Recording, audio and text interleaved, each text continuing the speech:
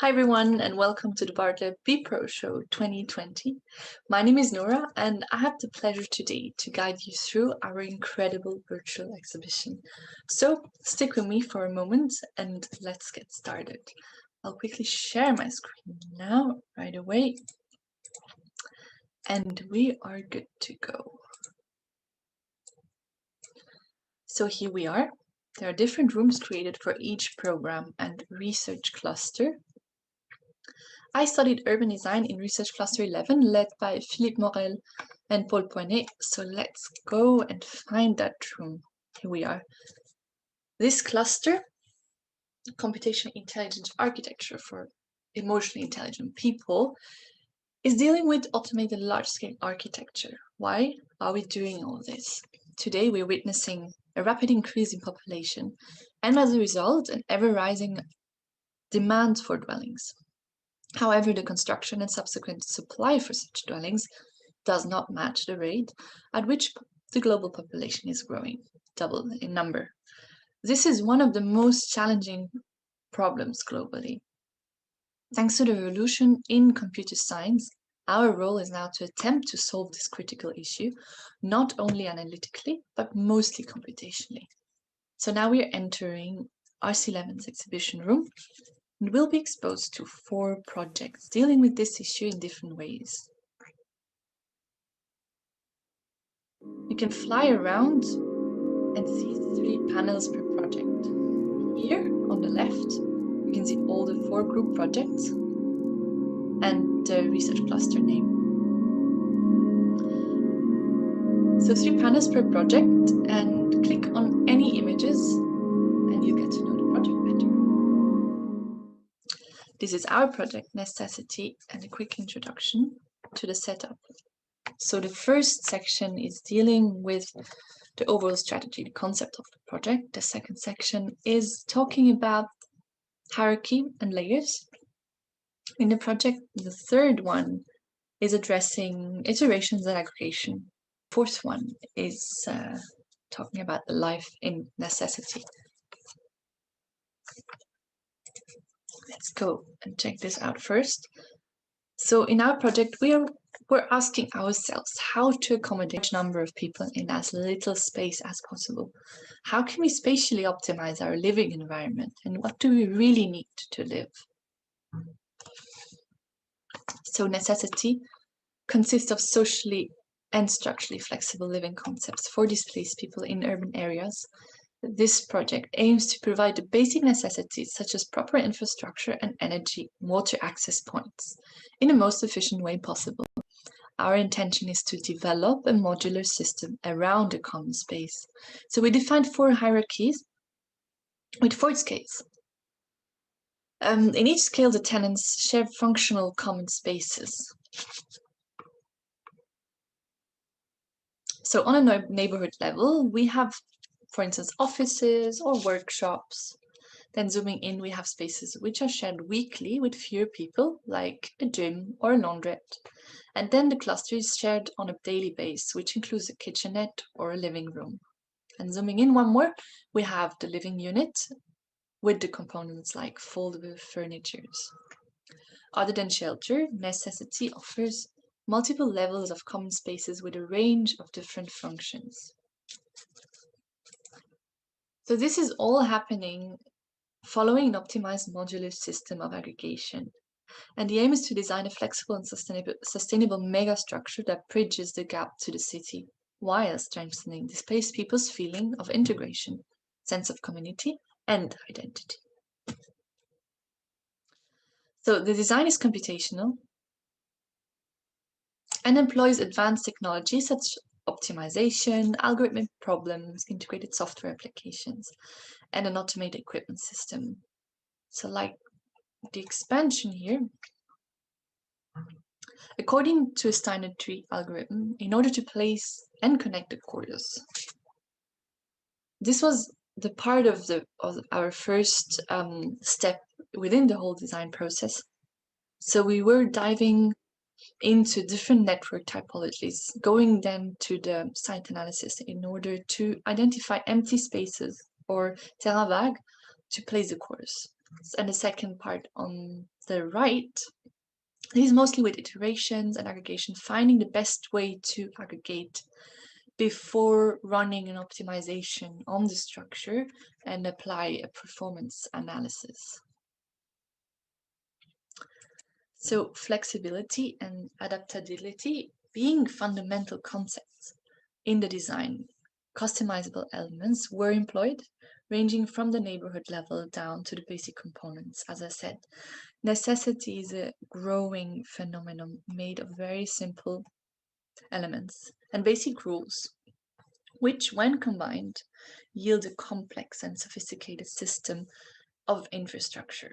By devising simple rules following a correlation matrix of elements here on the right, complexity in aggregation is achieved. Here's some iterations and experiments with different rules, with circulations only, or with the whole element as a cluster, adding more up and making it more complex and finding different angles and ways how to aggregate.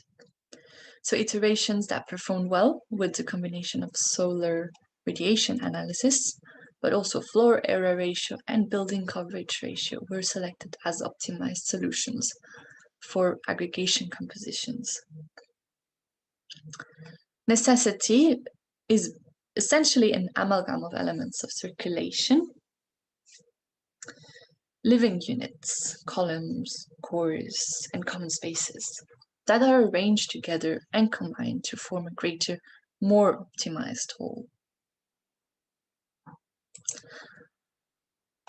The layers of necessity are organized with the most public on the commercial ground floor, then the semi-private on the middle bridge layer, and of course the most private on higher residential levels. For adaptability, necessity follows three structural systems. First, the floating on the right and anchored systems in water, the grounded column system in the middle, and also on land, and the cores for energy and water distribution on the very left, which will connect to the city. So sustainability is taken into consideration with the choice of material, which is wood, and the use of energy producing solar panels and the water purification system. If I made you more curious now, check out on section 1 this video. So every project, basically, every group project, all the clusters, they are explained in 5 minutes videos. So it's totally worth to see all the amazing work from my co-students. So yeah, don't miss on this. Welcome to Necessity. I hope you enjoyed the tour with me now and have basically a more clear idea of what we can all achieve by means of computational design methods on an urban scale. So you can click now below and explore more of the Bartlett B Pro show. Thank you for watching. Bye-bye. Hi, I'm Aafren Fatima from RC12 Video Game Urbanism. So the cluster uses the media of video games to conceptualize and realize urbanism projects that are drawn from real-world scenarios. So the final projects from the cluster aimed at reflecting upon and responding to the current global pandemic. So we try to explore how game worlds could contribute to reshaping the conception of urbanism at a time when our cities were trying to adapt to the new normal. So as we question resilience and adaptability of the cities, my project Procedural Livability examines the livability metrics awarded to the cities. The game tries to illuminate on the globally accepted livability ranking systems and tries to redefine the criteria for determining the livability levels by honoring the importance of social metrics and contextual implications of the various strategies. Now on to the gameplay. The game uses the technique of procedural generation to generate its cities. The player who navigates a livability drawn is presented with a transformable city. There are 3 different transformable cities geolocated in 3 different continents. Each of the cities have different spatial and social metrics, and each responds very differently to the player's actions.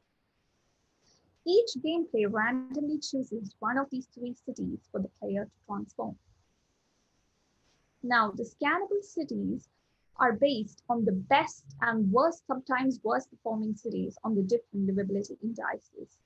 All these cities are procedurally generated from the parts that embody the key features that define these cities. Each gameplay generates different configurations of the cities, adding a sense of variance and randomness to the game. So there are different scannable cities, including London, Los Angeles, Copenhagen, and Tokyo. The player can scan these cities and add tools based on the strategies embedded in the part they scan. So the player proceeds by scanning and adding tools or strategies. These tools or strategies are based on the actual real-world models and strategies adopted by these cities to alter their spatial metrics and thus adjusting the livability indices. Now, the player can go back to the transformable cities and apply these strategies or tools to each of these blocks.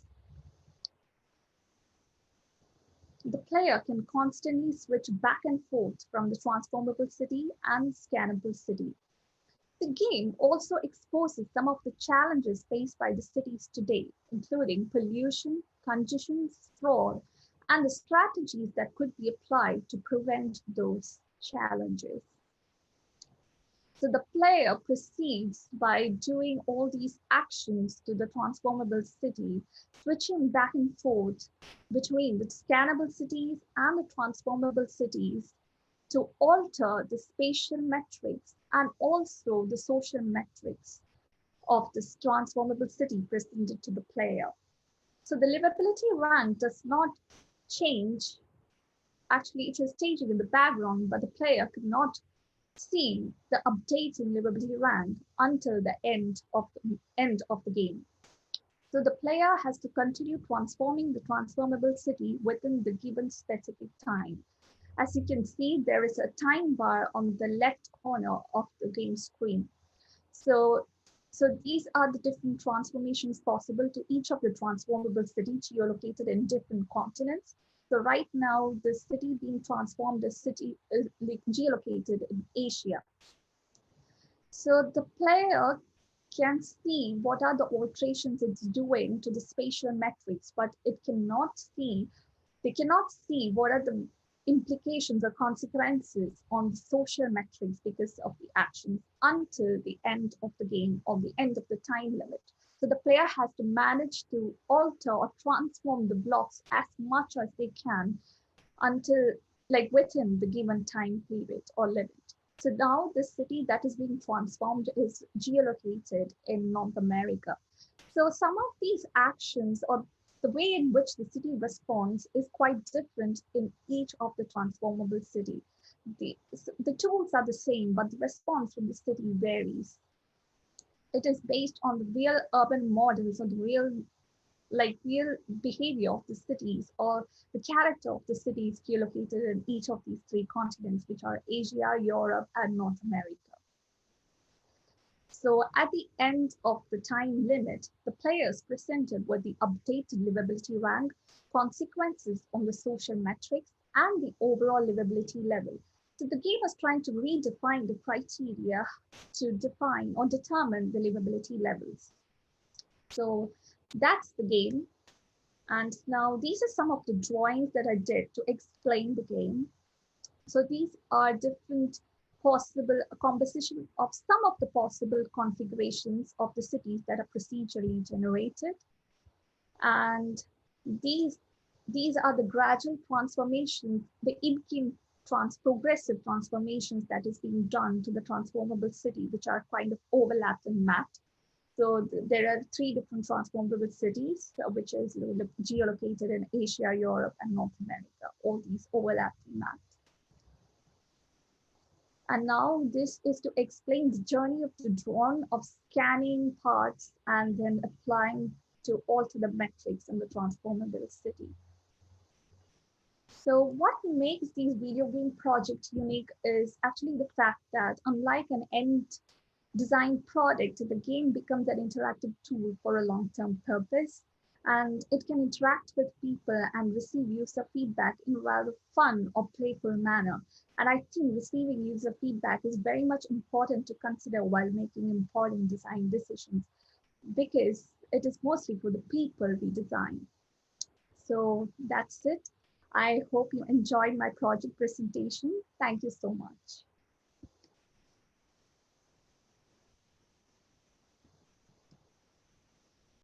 No. Hello, I'm Eirini. Hi, I'm Saifiz. We are students of RC14, a research cluster that explores the role of algorithms to mine, analyze, visualize, and design with large data sets to create innovative urban environments. I'm happy to have the opportunity to give you a short tour around our project today. In Between is a group project awarded with the BPRO Silver Prize in Urban Design this year. In Between engages River Thames in an innovative cultural infrastructure for London. By analyzing large datasets on cultural life along the river, the project uses deep learning methods to develop a curational strategy to manage cultural events taking place simultaneously in different locations. This new landscape unfolds over several kilometers and is a setting for new, complex, interactive, and dynamic cultural artifacts as today perceptions of time and space change. The project is divided in 4 sections. Here, on section 1, you are able to have a full overview of the whole analysis, the concept, as well as the design output through this video. The project aims to explore how could the interplay between big data, human and machine, creates a curational strategy for London cultural life. Through collecting, analyzing traffic, demographics, space syntax data, we are driven to the conclusion that work-home spatial separation increases the social segregation phenomenon in London. ISO-based and sound simulation combined with GPS data help us define movement zones, areas with increased popularity, high visibility and integration, introducing a new datascape, a new perspective of interpreting cities' potential to promote and host cultural creation and experience. In an effort to understand the correlations between data from different sources that are resampled and projected onto different scales, the results of the urban analytics produce a new topography over the existing urban fabric, based on the overlapped PCA and K-mean clusters representing targets of potential intervention. The next part focuses on how people move on the site. On the traffic flow map, a constant movement of the users in and out of the city center is observed. The aim of the agent model is to simulate human movement around the site. On the simulated flow map, agents are driven from their interest to cultural events as points of interest are set as attractors. Agent results provide the valuable feedback to the master plan decision, the horizontal connection of the selected areas. On the first part of the design strategy, a generative algorithm is employed to examine how the segregated point clouds are able to reconnect and generate new spaces. We categorize the accumulated points according to their distance from the agent paths, the popular spots, and their proximity. For instance, clusters with high proximity to the agent paths are more likely to host outdoor events, are more people are passing by. The function graph developed 4 main spatial qualities. Our purpose is to stretch the threshold between private and public, indoor and outdoor, to establish a gradient of experience. Instagram data, as a core part of our final steps, focuses on qualitative data and is divided in 3 parts. Firstly, words are converted to vectors on a text-based neural analysis. The aim is to find repetitive patterns on Instagram comments to understand the way people express their interest in cultural activities. Secondly, a neural algorithm is trained to provide the distinctions of day and night photos. Finally, a distributed color analysis on Instagram photos is run to extract the main color preferences. The data projected back on the map reveal the color of the environment changing on time. The main color that the users are attracted to or edit their photos with reveal their mood and emotion and aids in connecting the function program with colors. The 4 main functions, visual, performing, music, and arts, are defined by hashtags and comments, which pointed out the ambience according to the post location. The ephemeral nature of the events urges us to examine data through a different prism, focusing on time. On the lines of deep learning, neural networks aim to mimic human mind, to identify time-related patterns on the function sequences for the 52 weeks of the year. The neural algorithm is trained to observe past behavior and give insights by providing ideas on how the main master plan adjusts in time. On the final design phases, voxels with no data variation are turned to walking paths that promote physical circulation, and their ability to float on the water distorts time moving between the events. Medium variation voxels provide their spatial characteristic to adjustable landscape configurations, and high data variation voxels to intelligent kinetic structures that are controlled to transform their shape through time to adjust their capacity and organization. The artifacts that emerge from our culture are ephemeral in nature. They exist entirely in present and can only be experienced in a story in which we are telling the narrative to ourselves. In between employs human and digital cognition, automated through artificial intelligence, specifically through recurrent neural networks.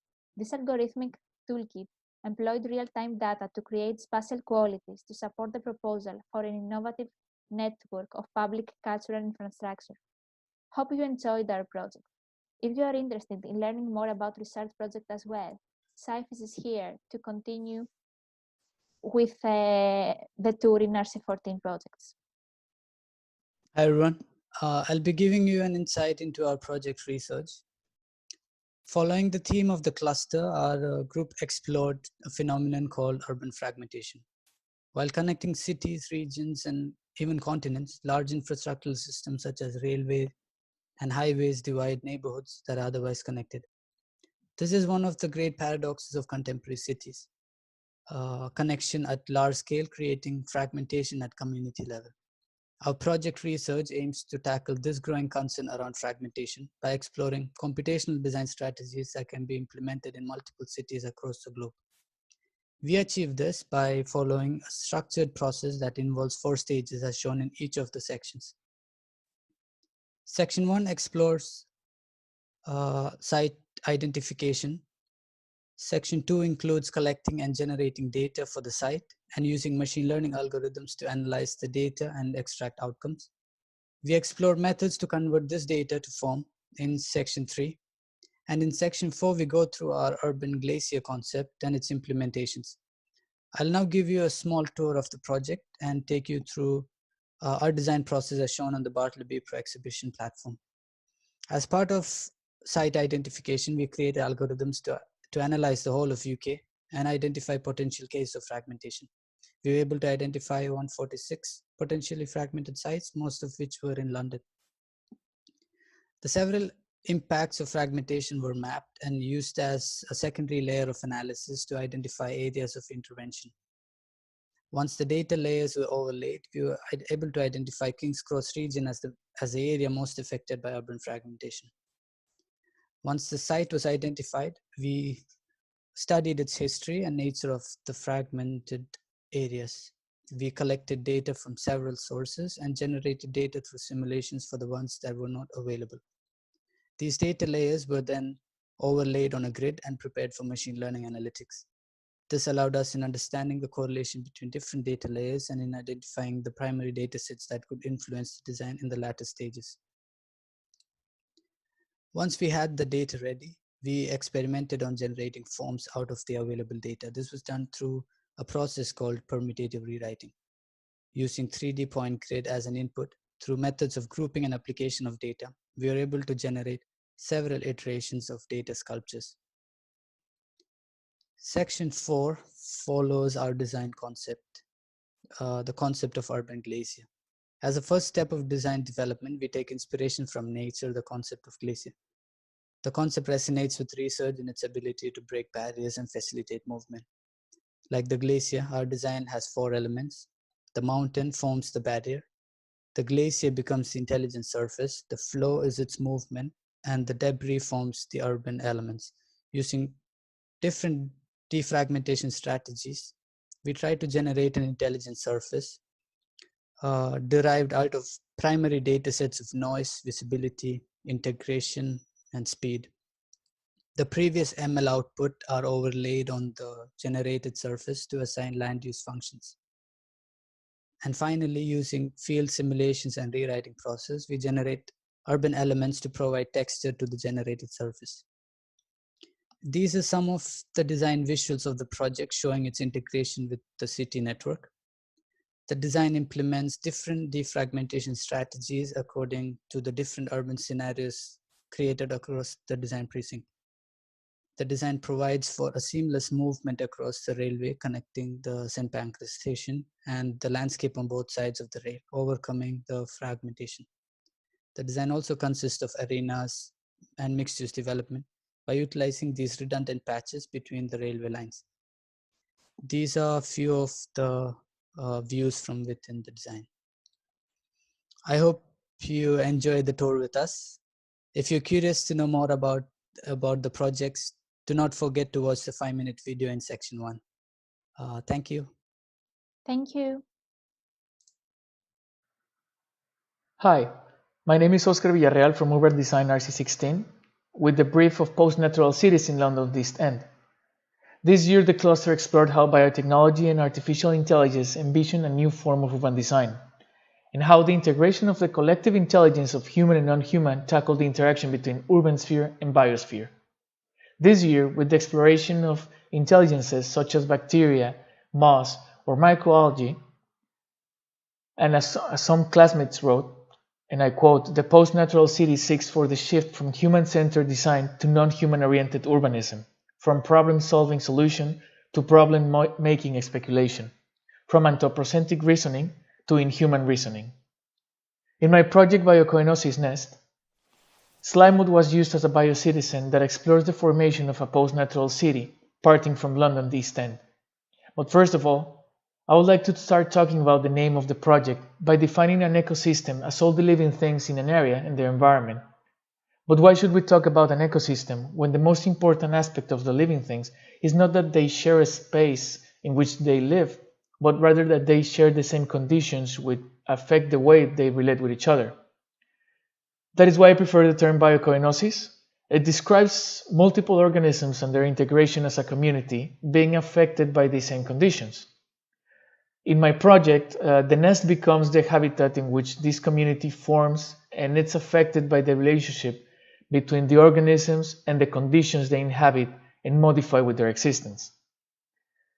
In order to understand this post-natural formation, I would like to begin talking about London's East End and how the neighborhood became an influential industrial area and an economic source in the transportation industry.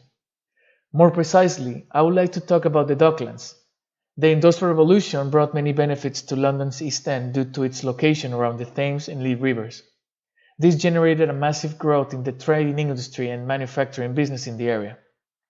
With the Second World War, London boroughs were partially destroyed, so eventually the government took this as an opportunity to rebuild a new program, a new land use, and find an economic balance in the city, such as Canary Wharf, London City Airport, London Arena, and many other developments, including housing. This brought many political and economical benefits, but it at the same time had a negative impact on the biodiversity that the area had previously possessed. The biodiversity started to lose its domination in the area and was left to the minimum possible. In order to better understand the project, I will now show the presentation video.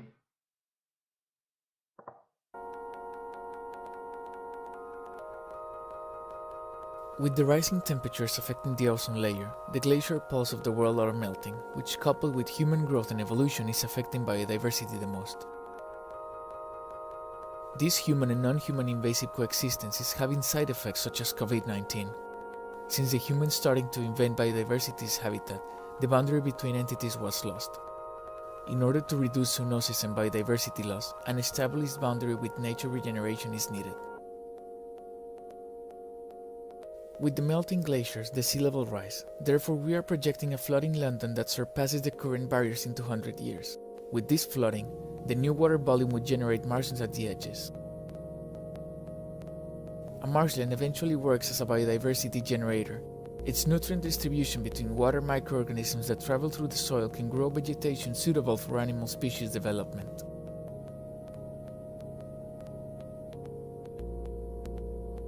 In order to bring the Martians' benefits to the inside part of the city, we found the proximity relationship between bird location points and green area. With the exploration, we extracted the high-density spots, marking them as the most suitable areas for habitation and reproduction.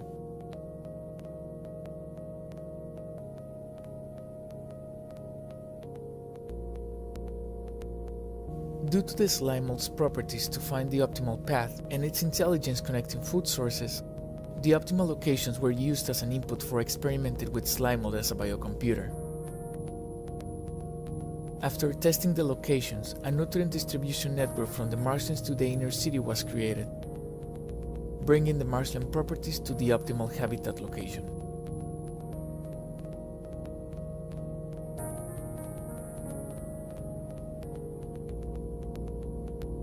The slime mold's new network was then applied into the London terrain, and using a generative adversarial network, we generated an eroded morphology that takes the marshland properties and redistributes them along London, thus creating the marshland city. A formation that changes with time and height, recreating a marshland typology combined with the human infrastructure. This results in a new type of interaction, whereby providing the non-human the necessary resources to be self-sustained, the bridge to the human infrastructure is reduced. This post-natural city shows a 31% growth of green area, but maintains a delimited boundary between entities. The marshland distribution within the city helps to repopulate the biodiversity loss by bringing the nutrients that microorganisms require in order to grow.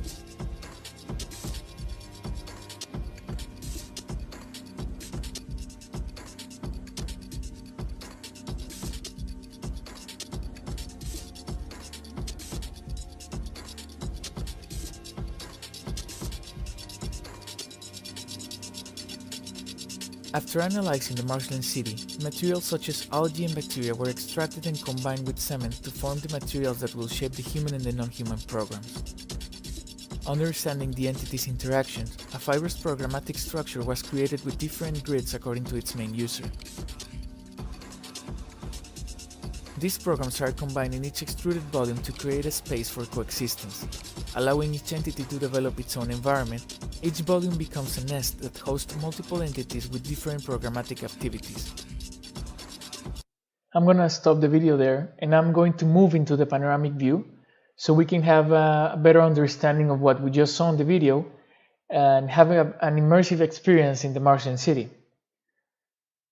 To make the experience better, you can play the audio that is below the panoramic view and then enter the 360 image, and you can explore it by your own and try to experience the marshland city as if you were there and move around, get to know the city, and try to feel, smell, and play with your senses in this new landscape.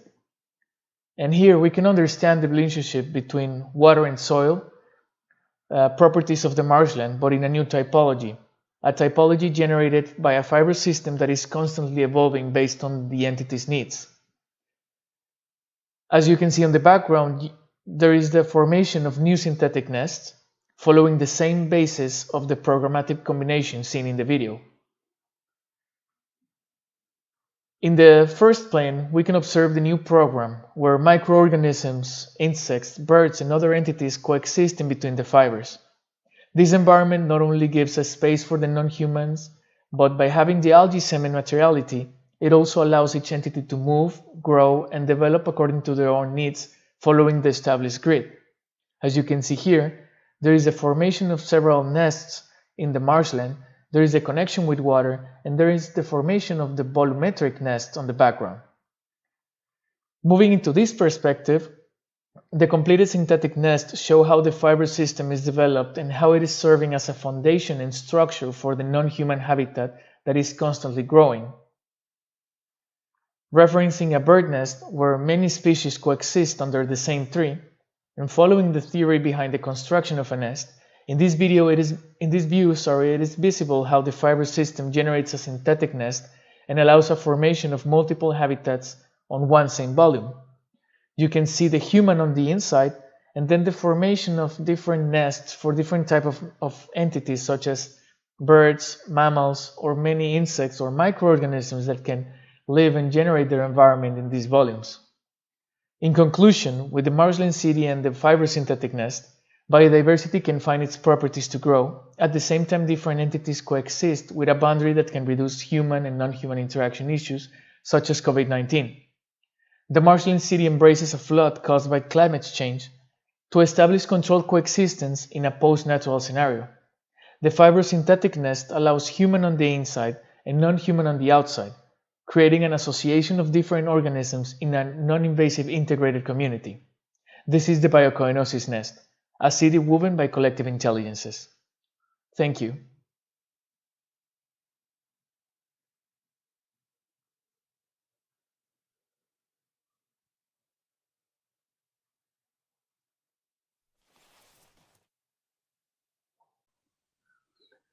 Hi guys, I'm Kai. Good to see you online, and we are here at B Pro RC18 channel. I will be your guide for this show, and I will have a quick introduction about RC18, our sim, what we're interested in, and how we develop our research, and then show you around our work in this year. Okay, so let's start. I'm sharing the screen. Yes. We are Fab and Media Urbanism. We recognize that urban design is more about information problem, which needs to study the interaction and communication between the user, the citizen, and also the non-living entities. We have the group discussing how using social media to customize the needs of food production and the consumption system. We have the group stay close to the contradiction of two types of building influenced by the urban culture behavior of recycling and art, and a group focusing on the plastic waste, recycling, and the fabricating. There are quite wide ranges of topics, but when you take them as a kind of information problems, the common thing behind this topic is that we translate each of the data generated by these behavior as a kind of intelligence of various urban agents or activities adapting to our urban ecology. So back to our title, Bridging Across the Mass Customization is also about customizing the various living and non-living intelligence embedded in our city. The new technology allows us to hack these unseen and voicelessness, mediating and customizing their needs and patterns. It's a process of human intelligence and machine intelligence interlacing, and so that to materialize and reshape our future city in many different possibilities. So with this sense, you will be easier to understand all the project in our cluster. Yes, it's time for our group. We have 4 members, Morton, Fei, Haojun, and me. And in term 1, I was fascinated by many practices in series, like from the SICK experiment by Nicolas Negroponte to the advanced machine learning AI. And we studied the difference of machine behavior and human behavior. We look into the automation like Ocado, self-driving cars, and how machine imitate human intelligence in the neural network. And by doing this, we have set up a set of knowledge and means of simulating how machines behave under the control of information. And in term 2, we more focus on the biological behavior and try to decode their behavior into the machine readable language. And at the meantime, there's also a big turning for us was that we found our city has evolved over time through the hands of human-centered design approach, which always missing other types of living and non-living agents' voice.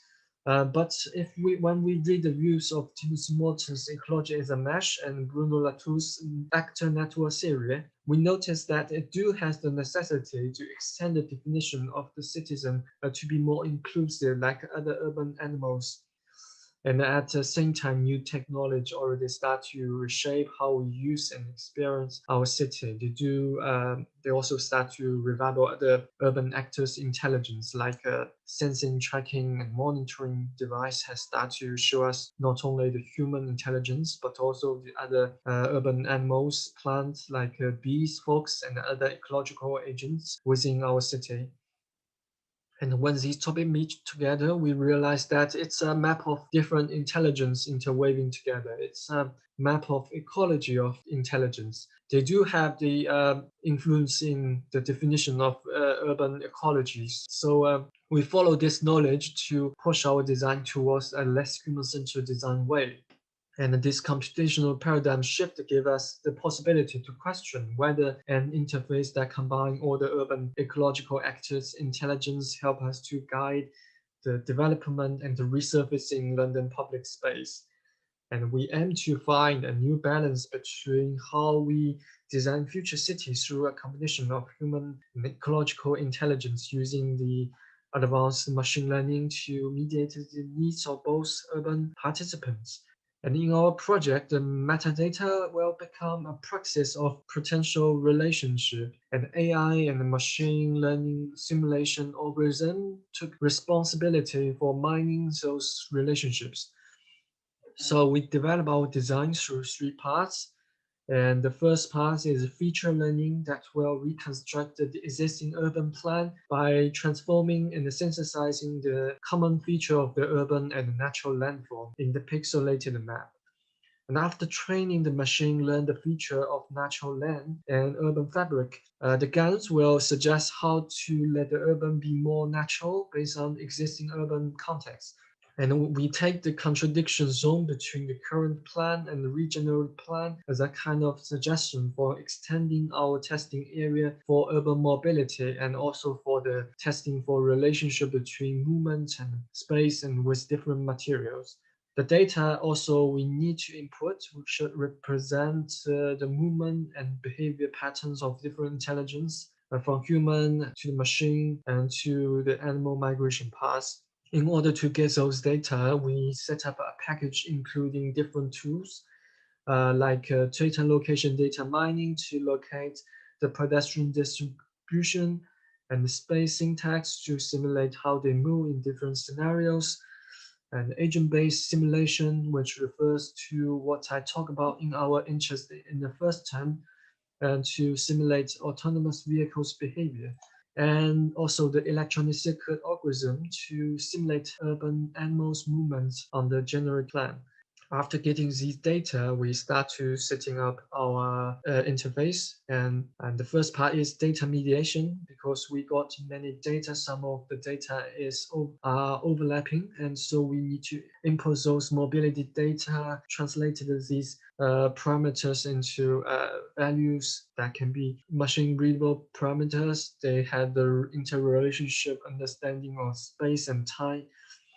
So, and we can also adding weight to this value as giving voice to different urban agents, like giving voice to the folks activities, for example.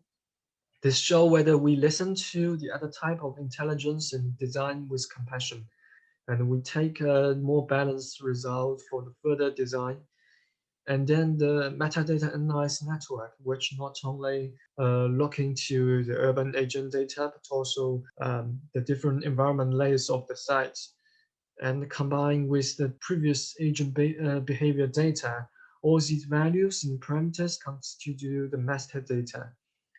Each data point will has the possible proportion of different agents use the space, and it's created time, lasting time, and the environment condition, whether it's good or not. These metadata can be used to help us understand the context in which data is created and used, as well as learn the relationship and how communicate with the data. And the resolution of the metadata can be compressed and also can be increased. And through the different metadata vectors, we can also sort the data and find unseen relationship behind the data. We think these data points are the frozen moments that show us the different possibilities. And these machine algorithms that we build can help us to expand our perception of these possibilities. And then we try to bridge between the metadata and the materialization with this influence of these parameters of time and space quality. We predefine the urban surface and explore the spatial proposal and the joint decision making by these multi-intelligence. We first analyze the behavior patterns of these different species and their preference of the different materials. We also use the Wallasey, an evolutionary algorithm, to find suitable surface of each unit and classify them according to the changing tendency of the shapes and the suitable material for different intelligence. We use the similar method for human and autonomous vehicles. The combination of materials are reshaping due to how the metadata is changed and how we filtrate. It's the information embedded in those metadata controlling the combination of materials and shape. And together, these activity point in different locations for us to reshape the entire urban surface. And from doing this, we are somehow providing a different quality of public space for living and non-living urban agents to meet the different requirements for their behaviors, and so that to be more inclusive in biodiversity.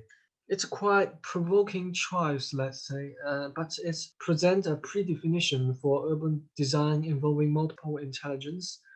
And from that, we setting up a cross-intelligence urban design method and interface. Yes, I think that's all I want to talk about our project, and you can find more detail how we do the design and the video in our show bPro show website. And we got 4 amazing projects in our cluster. You can see all of them. I guess when you watch this video, it will be the early Christmas, and no matter where you are, thanks for watching, and I hope you enjoy it and stay safe, and bye-bye. Good afternoon. My name is Danai Parissi, and I just finished the Architectural Computation program at the Bartlett School of Architecture. And welcome to my project. I will be guiding you through my research paper titled An Introduction of Memory of Previous Experience as a Parameter for Exploratory Agent Navigation. I hope that you will find the tour interesting and that my sharing will be a representative example of this year's Architectural Computation program's work. So let's begin.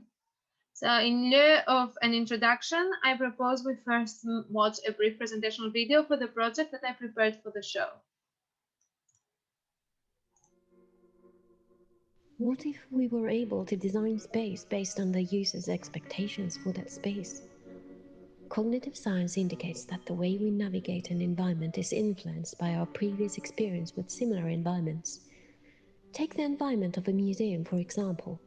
Previous experience with museums may have taught us to expect a certain layout or positioning of the art. These expectations will influence the way we are going to explore the new environment and what we expect to find. This research aimed to simulate the task of navigating an environment as it is influenced by previous experience. To achieve this, a number of behaviors associated with navigation were implemented in a single system. Most importantly, a deep reinforcement learning framework was developed to simulate the memory of previous experience. The evaluation of the system failed to exceed its inherent limitations, but nevertheless indicated that deep reinforcement learning as a methodology can adequately integrate previous experience in human navigation simulation. Future work includes adjusting the reinforcement learning framework and evaluating the simulation against real human navigation data.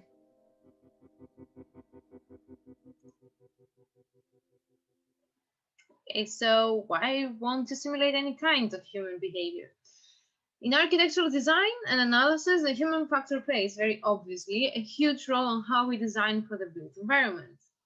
To be able to simulate the way humans will interact with a prospective environment is a very powerful tool, and the things we may learn by it may change our approach to design. An example of such simulation is the agent model Alastair Turner and Alan Penn developed in 2002 to simulate pedestrian movement. Turner and Penn developed a group of agents that are able to individually observe the virtual environment around them and move according to what they see. Agents meaning virtual entities, autonomous agents that interact with their environment and with each other. Turner and Penn's agents have a predefined path selection process that favors them to move in a certain way. When moving all together in one environment, it seems that they offer a quite accurate simulation of how humans are expected to move inside that environment as well. According to Turner and Penn, their system is particularly good at simulating circulation patterns in enclosed building spaces, but not that good at simulating human movement in more open spaces. But why is that? According to the science of spatial cognition, when humans are faced with the problem of exploratory navigation, they tend to develop strategies towards tackling it. What I'm trying to say here is that when a human is asked to explore an unfamiliar environment, they tend to develop an exploration strategy based on a strategy that has yielded satisfactory results in the past. An example of a strategy that is often observed in human exploratory navigation is a perimeter strategy. An explorer using this strategy will explore the edges of the environment first before moving towards more central locations. Turner and Penn's system, on the other hand, implemented another predominant strategy, favoring the longest line of sight. According to several studies, humans tend to prefer moving towards spaces that offer longest line of sight, possibly because such paths offer more information about the unknown environment. But how do humans develop these strategies in the first place? Neuroscience indicates that humans learn strategies through interacting with their environment. A relatively new concept in neuroscience theory is called reward prediction error, and researchers have indications that it is the predominant method with which humans learn. A strategy, in essence, is a prediction mechanism of how I can get the optimal reward from my environment. While learning, I, as a human, apply my flow strategy and I make a prediction of what kind of reward I will receive for it. When receiving the actual reward or punishment, I compare it with my prediction, and if it is off, if there is an error, let's say, I adjust my strategy towards making better predictions next time. Therefore, I optimize my strategy for getting the maximum reward based on this learning process. This concept, of course, applies to exploratory strategies as well. Humans develop exploratory strategies based on what they have learned will yield better rewards in their previous experience with exploring similar environments. Therefore, the previous experience with exploring environments plays an important role on which strategy is going to be chosen for an exploration. Let's think of this example.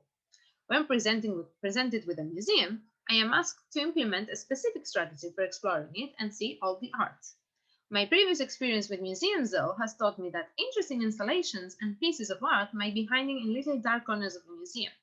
Therefore, I am more inclined in choosing a strategy that favors me going in such spaces to explore. On the other hand, when visiting a market, my previous experience with markets dictates that most popular and interesting stalls are in the center of the market, where most of the visitors tend to congregate. My strategy for exploring such space is going to be different and favor me finding the central area of the market first. It turns out that the typological and morphological characteristics of the environments that people have visited and explored before play as much of an important role to their choice of an exploration strategy as the characteristics of the current unexplored environment. So I posed myself this question: how can I simulate the process of strategy choosing in an agent model? Starting out from Turner and Penn's agent model system, I tried to implement a component of memory of previous experience to an agent model. My model implemented all the necessary components for navigation: vision, sense of direction, sense of orientation, locomotion, obstacle avoidance, path perseverance. Most importantly, the component of memory of previous experience was implemented using reinforcement learning. What is reinforcement learning, you may ask? Reinforcement learning is the process of teaching an agent a strategy for addressing a problem by having it perform decisions and rewarding it for good actions or correcting it for bad actions. It was inspired by reward prediction error, the learning process observed in human cognition.